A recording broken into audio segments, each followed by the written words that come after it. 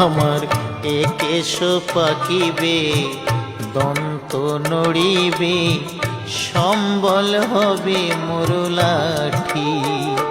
তখন পুত্র পরিজন সকলে বলিবে, পুত্র পরিজন সকলে বলিবে, এ জঞ্জাল মরিলে বাঁচি মুনামার মানুষ হইয়া, জন্ম লোভিয়া মানুষের করিলাম কি। আমি মানুষ হইয়া জন্ম লোভিয়া মানুষের করিলাম কি। আমি